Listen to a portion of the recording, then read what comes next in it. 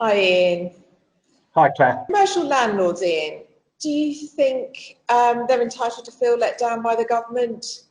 Certainly, some commercial landlords have felt that they've probably suffered an unfair proportion of the financial hardship at the moment, particularly when they're also experiencing their own cash flow problems. They've got their own financial obligations to meet. I think you're right. I think most of the government support has been aimed at the tenant. Landlords, I suppose, have always had the power of forfeiture. So if there are arrears of rent, they've been able to pull the lease, basically evict the tenant. And that's been a very strong power. And of course, now under the new government legislation, are not allowed to forfeit a lease, and indeed can't threaten winding up petition either until at least the 1st of October. There are tenants, aren't there, who've got the cash but are just not paying. You know, the BFP have recently said that perhaps a mass non-payment of rent has been fueled by the government initiatives which are coming in to support the tenant. Right. I think there's been an overwhelming reaction from tenants to think, well, here's an opportunity.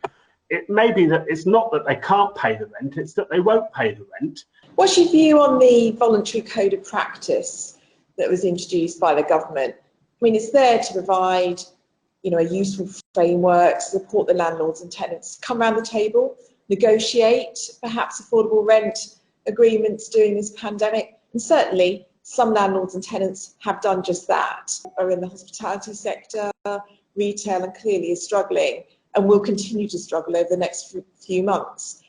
I mean, that's all well and good, provided that landlord and tenant do come around the table and are open and transparent with each other.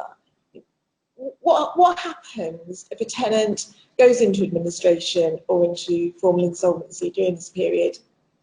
I mean, clearly the idea of the code of practice and behind the code of practice was to make sure that the landlord and tenant talk to each other.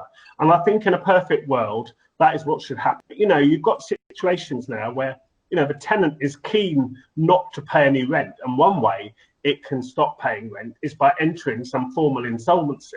So whether that's an administration or indeed the new moratorium, we'll wait and see to what extent that's used. But there's every chance that, when a company wants to go into a moratorium, the landlord is left without any help from the code of practice, because by then there's no prospect of it receiving any arrears of rent. So I would say that any landlord trying to get their rent paid would maybe want to push those dates out past the 1st of October, because that's at a time when the likelihood is that their tenant may well go into a moratorium.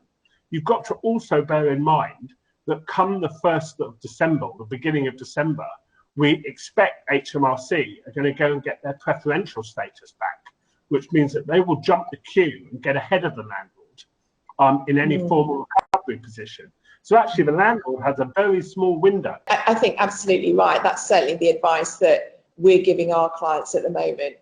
Come to the table early. If you're not getting anywhere with your tenants, start seeking advice and making sure that you've got some kind of action in place to move it forward. Now, I've been speaking to a lot of lawyers who are trying to get some rent paid for their landlord clients. And they're saying, actually, what you should be doing is telling the tenant what would happen if you went and got judgment. Because actually, you would include all the costs of getting the judgment and this is critical, that you would start accruing penalty interest rate at 10%. And I think that may well differentiate between the tenants that can't pay and the tenants that won't pay.